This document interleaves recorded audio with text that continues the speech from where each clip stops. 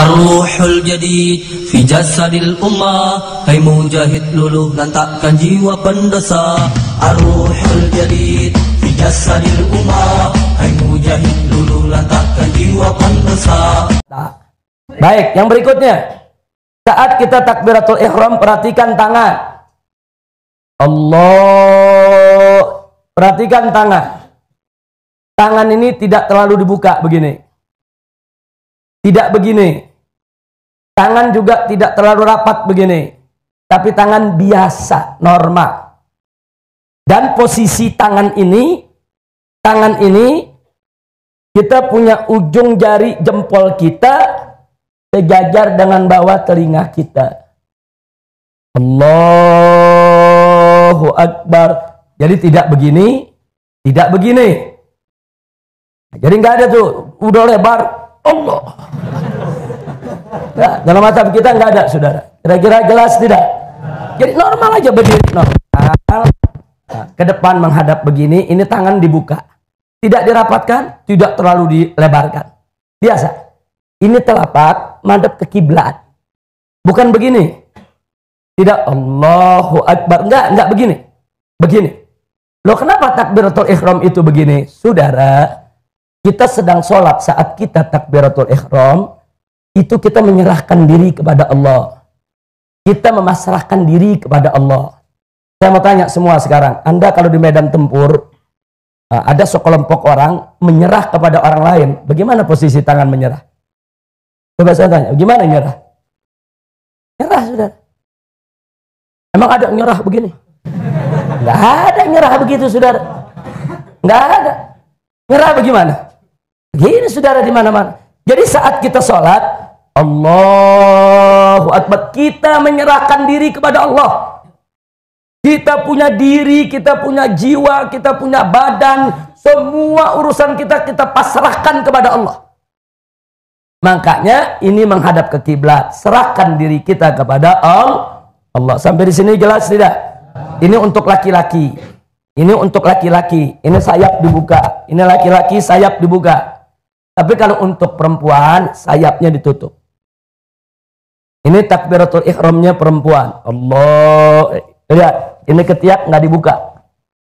Ditutup. Allahu Akbar. Itu perempuan.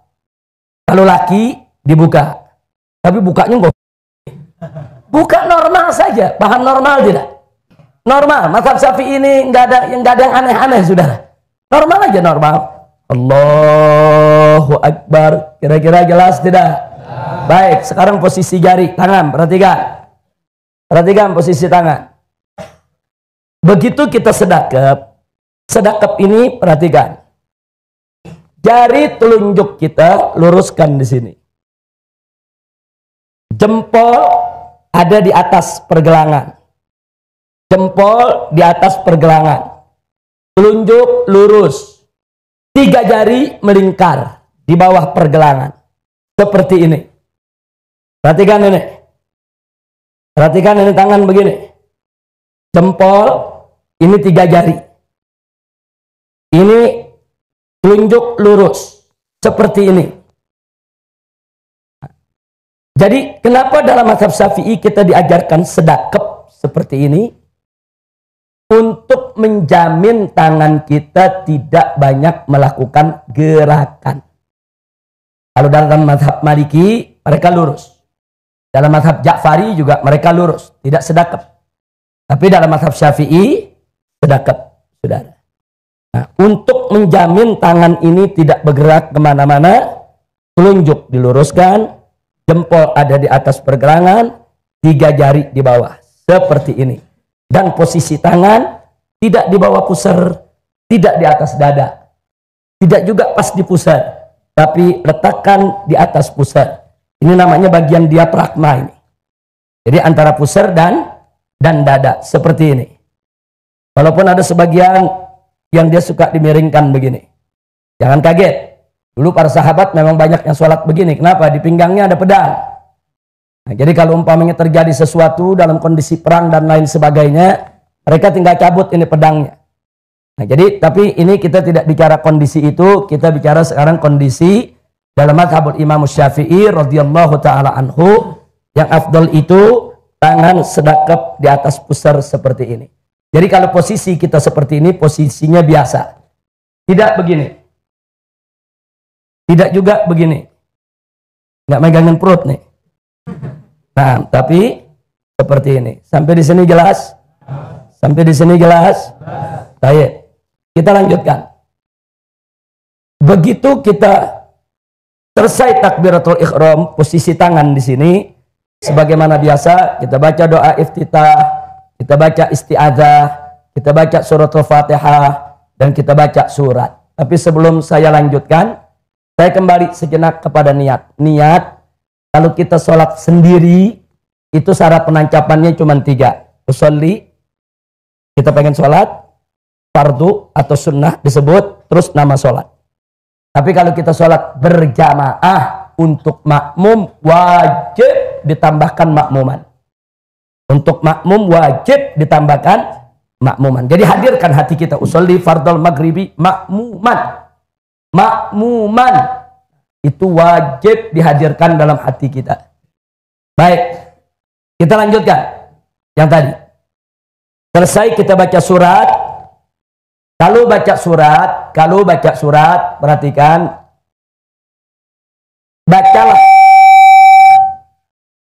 Bacalah surat yang lebih dulu, jangan baca yang belakangan. Contoh, kita mau baca surat wal asri dengan kuliah. Lebih dulu mana dalam Al-Quran? Kuliah.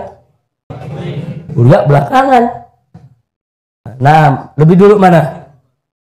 Lebih dulu wal asri. Baca wal asri dulu.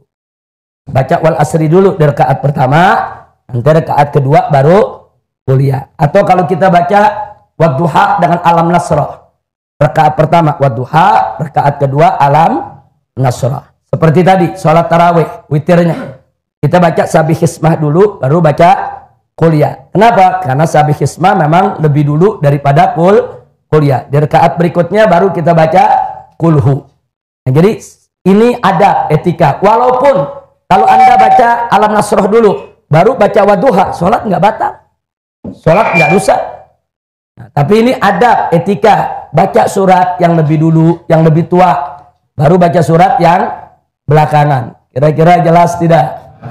Baik. Terus kalau berjamaah. Saat imam baca waladdallin, mestinya kita jangan baca amin dulu sebelum dikomando sama imam.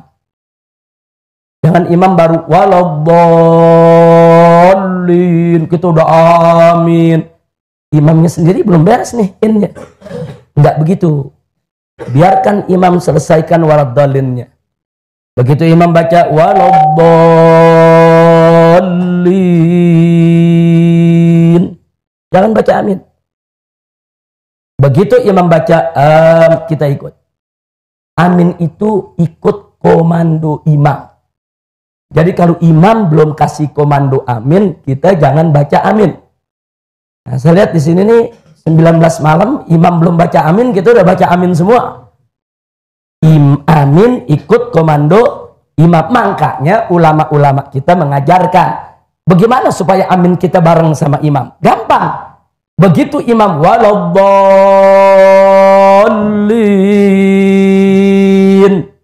baca Rabbighfirli wali walidayya, baru kita baca amin.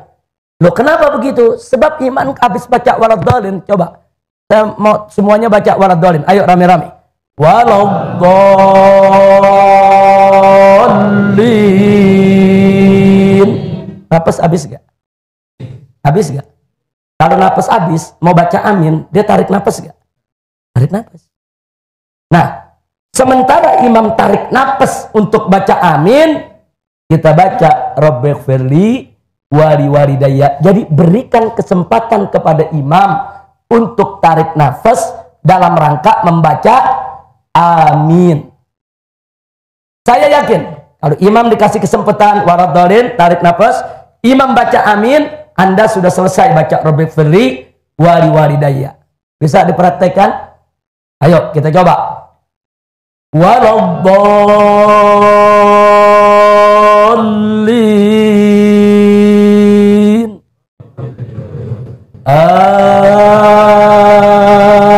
Amin.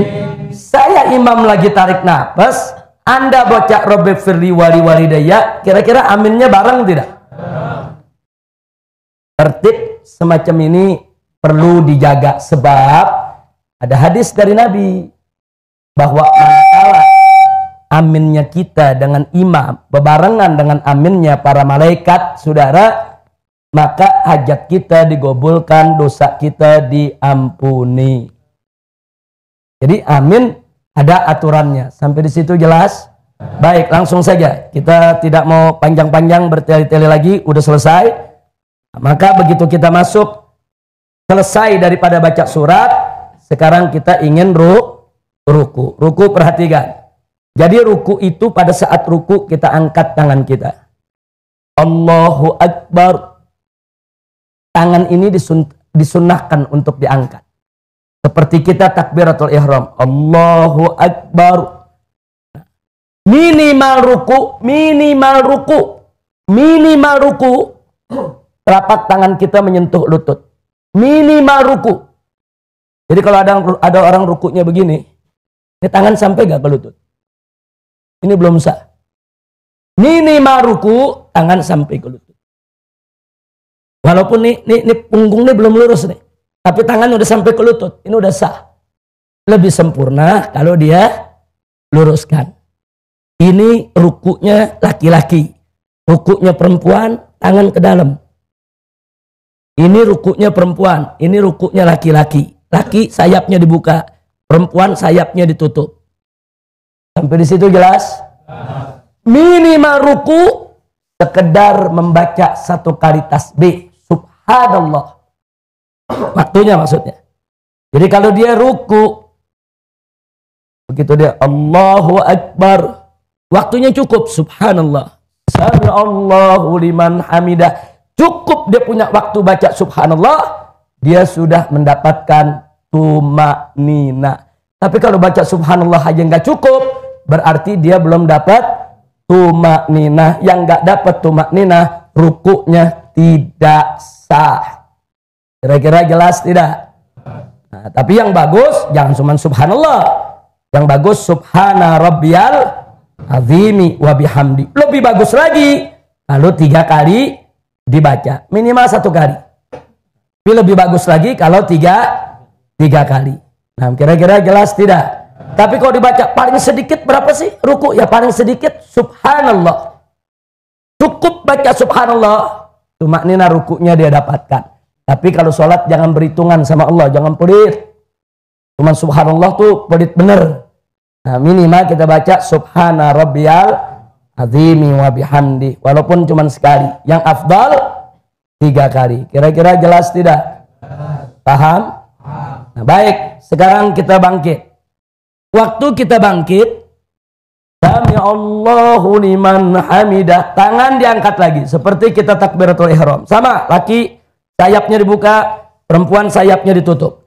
Sami Allahu liman hamidah. Posisi tangan perhatikan. Bagi orang yang bisa mengendalikan tangannya, luruskan saja, tidak usah sedekap. Tapi bagi orang yang tidak bisa mengendalikan tangannya, lebih baik dia sedekap lagi. Jadi jangan kaget ada yang sholat begitu sami Allahu liman hamidah, ada yang sedekap lagi. Kenapa? Dia mau jaga supaya tangannya nggak bergerak. Sebab ada orang begini, sami Allahu liman hamidah, ada yang begini. Ini bisa membatalkan sholat. Dia bergerak nih begini nih. Jadi kalau dia nggak bisa kendalikan tangan, ini namanya dia nggak bisa kendalikan tangannya. Kalau dia nggak bisa kendalikan tangan, apalagi sudah jadi kebiasaan dia, mungkin dari kecil dia emang demen begini, saudara, sampai gede nggak hilang-hilang. Nah, jadi kalau memang dia nggak bisa kendalikan tangannya, langsung saja sami Allahu liman hamidah, sedekap lagi. Tapi kalau bisa kendalikan tangan, bagusnya tidak sedekap. Jadi perhatikan, sami Allahu liman hamidah. Dan saat kita i'tidal pun tetap harus ada tumakninah. Minimal Rabbana walakal hamd. Baca Rabbana walakal hamd. Syukur lagi kalau kita bacanya lebih panjang. Rabbana lakal hamdu mil as-samawati wa mil al-ardi mil amasyi'ta min syai'in ba'du. Lebih bagus kalau kita baca lengkap. Tapi kalau kita membaca singkat, Rabbana walakal ham, boleh. Sampai di sini jelas? Jelas? Baik, sekarang sujud. Perhatikan. Begitu kita sujud, habis sami Allahu liman hamidah. Waktu kita sujud, nggak perlu angkat tangan lagi. Kadang-kadang ada yang angkat tangan untuk melakukan sujud. Nggak usah. Jadi saudara, sami Allahu liman hamidah, Rabbana walakal ham, langsung kita sujud. Sujud yang turun pertama kali adalah dengkul. Yang turun pertama kali dengkul. Nah, setelah itu tangan. Kedua baru jidat kita. Nah, jadi perhatikan cara turunnya dulu. Turunkan dulu dengkul kita, kedua tangan kita, kemudian kita sujud. Dan ada beberapa hal yang perlu diperhatikan. Posisi kaki, posisi jari jemari, jangan begini, tapi dia berdiri. Saya ingin tunjukkan posisi ini, jangan begini, tidak sah yang begini. Jangan begini, jangan juga begini. Berdiri. Kira-kira jelas tidak? Berdiri begini. Jangan begini. Jangan main-main kalau lagi ruku. Jangan ntar begini. Jangan. Ini seperti ini. Sempurna. Jangan ditekuk ke depan. Jangan juga begini. Tapi berdiri. Walaupun yang berdiri ini cuma jempol dengan jari di sebelahnya, dengan jari di tengah, keringking tidak nempel, tidak apa. Yang penting ujung jari jemari. Ini bagian dari sujud kita. Kira-kira jelas tidak? Baik. Sujud laki dan sujud perempuan. Perhatikan. Sujud laki agak ke depan. Terbuka. Sujud perempuan agak ke dalam. Ini sujud perempuan. Agak ke dalam. Sujud laki agak ke depan. Sampai di sini jelas? Posisi tangan sama seperti tadi. Ini tangan jangan terlalu lebar, jangan terlalu rapat. Tangan dibuka menghadap ke kiblat. Jari jempol sejajar dengan telinga. Jadi tidak begini, tidak begini, tidak begini. Kira-kira jelas tidak? Ini pelajaran sholat penting. Kira-kira jelas tidak? Ada gak yang begini? Ada yang begini? Ada. Jadi ini nih dibuka. Ini jari, ingat, ini jari, nih kayak kita takbiratul ihram nih. Ah, ini dia nih. Nah, sama, ini jari jemari ini ada di dekat telinga. Kira-kira jelas tidak? Paham? Nah, baik. Posisi jidat. Yang paling afdol saat jidat kita menyentuh tempat sujud, hidung kita juga nyentuh lantai. Tapi kalau hidung nggak nyentuh, jidat aja yang nyentuh, sah. Sebab yang anggota sujud itu bukan hidung, tapi jabah. Tidak. Baik. Bawa sorban pinjam. Perhatikan. Ini kadang-kadang santri keren pakai sorban. Cuman gara-gara sorban sholatnya pada nggak sah tiap hari. Hati-hati. Hati-hati. Kalau kita sujud pakai sorban. Allahu Akbar. Ini di depan kita nih. Sorban. Sujud di atas sorban. Tidak sah. Ini Piki kemari. Sujud begini. Tidak sah. Kira-kira jelas tidak? Tapi kalau Piki ini jatuh, sujud di atas Piki, sah. Sah. Ini jatuh, sujud di atas sorban, sah.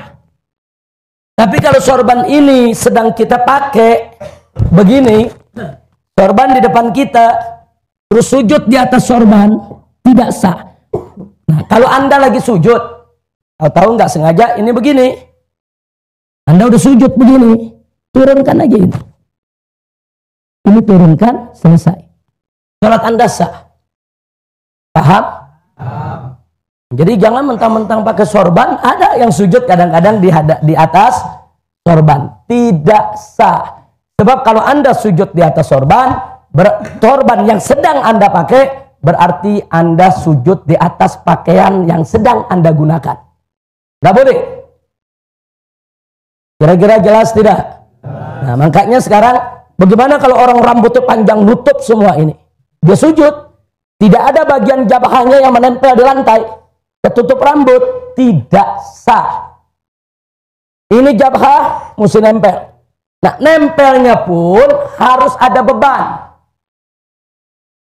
Contohnya beban, andai kata, ini tempat sujud saya tepung atau bedak. Andai kata bedak, kalau saya sujud, saya angkat, ngejiplak, ada tanda sujud. Itu berarti saya sujud dengan beban. Ada orang sayang sama jambonya. Dia sujud, hati-hati, saudara, cuma nempel begini. Ada yang begitu.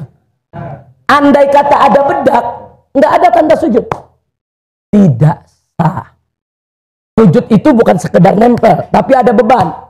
Nah, jadi kalau dalam kitab fikih diumpamakan, andai kata ada tepung, tepung itu ada bekas cap jidat kita. Kira-kira jelas tidak? Paham? Nah, jadi sujud ada tata caranya. Jangan sembarangan kita sujud. Posisi kaki jari lihat, posisi tangan lihat, posisi jidat lihat. Nah, ini yang penting. Termasuk perempuan yang suka yang pakai apa? Mukena. Kadang-kadang mukenanya panjang, begitu dia sujud, mukenanya di depan. Dia sujud di atas mukena, tidak sah. Makanya hati-hati tempat sujud kita, nah, jangan sampai berkaitan dengan apa yang sedang kita pakai. Kira-kira jelas tidak? Paham semua? Jadi kalau ini piki nutup begini, sujud tidak sah. Tapi kalau ini piki jatuh, sujud di atas piki sah. Karena kalau piki sudah terlepas, dia tidak lagi sedang kita pakai. Sampai di sini jelas? Paham? Baik. Berikutnya. Nah, begitu kita bangun dari sujud, perhatikan kaki kita. Bangun dari sujud, Allahu Akbar. Pantat kiri kita duduk di atas kaki kiri. Kanan kita, jari jemarinya ini menghadap ke kiblat. Perhatikan, ini belakang begini. Ini namanya duduk apa nih? Ini namanya duduk apa? Iftirash. Ini duduk iftirash. Jadi tidak begini duduknya. Tidak juga begini. Kecuali bagi yang berhalangan, yang sakit, yang badannya kegemukan, yang ada asam uratnya, dia nggak bisa duduk dengan sempurna, itu lain masalah. Tapi kalau kita lagi sehat walafiat, duduk yang sempurna, duduk di atas betis kiri nih, ini telapak kaki kiri nih, ini pantat kita duduk di kaki kiri nih. Nah, beban kita ada di kiri, kaki kanan. Nah, kita lihat ini seperti ini. Jari jemari, perhatikan. Begitu kita duduk, jari jemari kita tidak megang dengkul, enggak.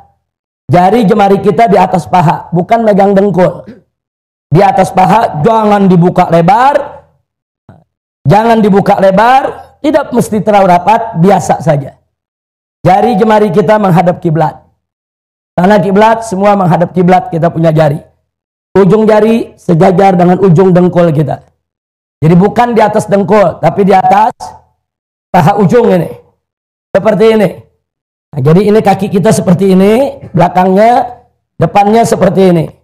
Sampai di sini jelas tidak?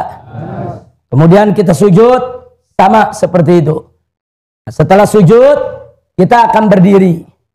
Nah, dalam mazhab Syafi'i, saat kita mau diri, nah, ada sunnah untuk kita, yaitu duduk sejenak istirahat. Jadi nggak langsung berdiri. Nah, duduk sejenak istirahat baru berdiri. Tapi kalau mau langsung diri pun tidak apa-apa. Ingat, begitu berdiri tidak perlu angkat tangan lagi. Ini jamaah di sini masih banyak yang angkat tangan nih. Nah, masuk rakaat kedua, Allahu Akbar. Enggak. Angkat tangan ini waktu takbiratul ihram, angkat tangan. Waktu kita bangun dari sujud yang pertama atau sujud yang ketiga, tidak angkat tangan. Angkat tangannya waktu kita bangun dari tahiyat yang pertama. Nah, kalau kita sholat maghrib 2 rakaat ada tahiyat. Nah, dari tahiyat Nah, begitu kita tahiyat, kan kita berdiri. Saat kita berdiri, angkat tangan. Allahu Akbar. Nah, jangan tiap rakaat angkat tangan. Kira-kira jelas tidak? Menyalahi sunnah. Menyalahi sunnah. Nah, kita masuk rakaat kedua tanpa angkat tangan. Sedekap lagi, baca Fatihah lagi, baca surat lagi, rukuk lagi seperti tadi, iktidal lagi seperti tadi, sujud lagi seperti tadi, duduk lagi seperti tadi, sujud lagi, baru kita tahiyat yang pertama. Perhatikan. Tahiyat yang pertama, duduk kita tetap duduk iftirash. Sama seperti duduk yang tadi. Tangan kita perhatikan. Yang kiri seperti tadi, di atas paha madhab kiblat. Yang kanan seperti ini. Siap-siap mau diangkat ini jari. Posisinya seperti ini. Jadi begitu kita sampai asyhadu alla ilaha illallah, angkat jari. Angkat jari telunjuk kita agak sedikit tinggi, kemudian turunkan sedikit rendah. Selesai. Itu namanya digerakkan sekali. Asyhadu alla ilaha illallah wa asyhadu anna Muhammadar Rasulullah. Perhatikan, dari awal sholat sampai akhir sholat, mata kita lihat tempat sujud. Kecuali saat kita lagi tahiyat. Saat jari kita menunjuk, mata kita lihat ke ujung jari kita. Saat kita tunjuk, mata kita lihat ujung jari kita. Tapi selain itu, mata lihat tempat sujud kita. Jangan mata kita jelalatan. Kira-kira jelas tidak? Jangan begitu sholat, mata jelalatan, begini. Jangan lihat ke atas. Lihat tempat sujud. Lihat tempat sujud. Lihat tempat sujud. Nggak usah lihat kanan, nggak usah lihat kiri, nggak usah lihat depan, apa. Lihat tempat sujud. Kecuali sedang tahiyat. Sampai di situ jelas? Paham? Nah, begitu masuk rakaat ketiga sama rakaat keempat yang terakhir. Duduk yang terakhir, perhatikan. Duduk yang terakhir, pantat kita yang kiri duduk di lantai. Bukan duduk di atas kaki. Duduk di lantai. Nah, kemudian kita punya kaki nih, telapak kaki kiri ada di bawah betis kanan. Perhatikan ini betis ini. Ini betis. Ada di bawah betis kanan. Seperti ini. Seperti ini. Lihat, ini jari jemari kita menghadap kiblat. Telapak kaki kita ada di bawah betis. Pantat kiri kita melekat ke duduk di atas lantai. Ini namanya duduk apa? Ini duduk apa? Duduk tawarruk. Posisi kita sama seperti tahiyat yang pertama.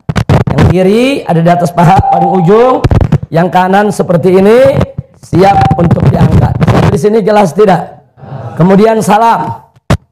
Perhatikan. Saat kita salam, Assalamualaikum warahmatullahi. Ini kepala kita yang bergerak, bukan badan. Assalamualaikum warahmatullahi. Assalamualaikum warahmatullahi. Jangan badan yang bergerak. Assalamualaikum warahmatullahi. Assalamualaikum warahmatullahi. Bisa batal sholat kita.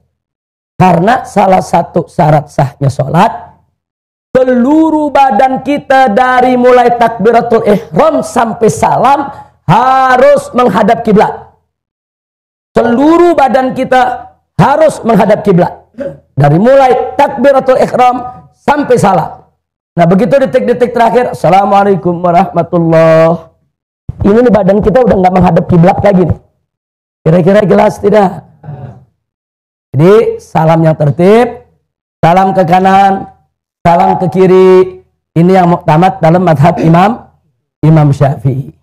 Jadi jangan ikutin teriko-teriko. Kita tidak menghina madhab lain, saudara. Tapi dalam madhab Syafi'i ada tata cara yang memang sudah diajarkan oleh orang-orang tua kita. Sholatlah dengan tata cara tersebut. Karena Nabi mengatakan, Sallu kama ra'aitumuni usolli. Sholatlah kalian sebagaimana kalian lihat aku sholat.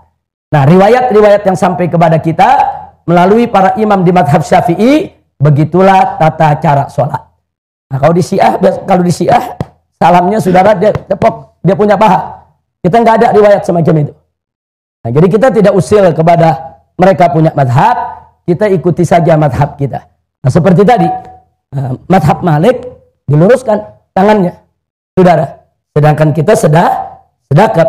Ahlus sunnah waladhalin pakai amin tidak? Pakai amin. Sedangkan dalam madhab Syiah pakai amin batal sholatnya. Jadi hal-hal begini kita mesti paham adanya perbedaan-perbedaan. Nggak usah kita masuk dalam perbedaan. Yang penting kita ikut madhab Syafi'i. Sholat saja yang diajarkan dalam madhab Imam Syafi'i. Dalam madhab lain, saudara, ada saatnya kita pelajari, ada saatnya kita kenal untuk muqaranah, untuk sekedar tahu. Jangan sampai kita saling mengkafirkan hanya karena beberapa perbedaan di antara kita dengan mazhab yang lain. Sampai di sini jelas tidak? Paham semua? Ini pelajaran singkat. Nah, jadi saya minta tolong nanti pulang dari sini, khususnya yang anak-anak muda ini, cari guru di kampungnya masing-masing, belajar sama gurunya. Bagaimana cara wudhu yang betul? Bagaimana cara sholat yang betul? Sebab semua ada aturan, bukan gak ada aturan. Mana yang rukun? Mana sunnah abad? Mana sunnah hayat? Mana bacaannya betul? Mana bacaannya enggak? Cari guru. Oh, kalau Anda mazhab Syafi'i, cari guru yang Syafi'i, saudara. Belajar kepada kiai Anda, belajar kepada guru-guru Anda. Jangan sampai kita ngaku mazhab Syafi'i, tapi kita nggak ngerti bagaimana tata cara sholat yang diajarkan oleh guru-guru kita dalam mazhab Al-Imam Asy-Syafi'i radhiyallahu ta'ala anhu. Kira-kira jelas tidak? Paham? Itu saja yang bisa saya sampaikan. Terima kasih. Hadani Allah wa iyyakum ila siratil mustaqim.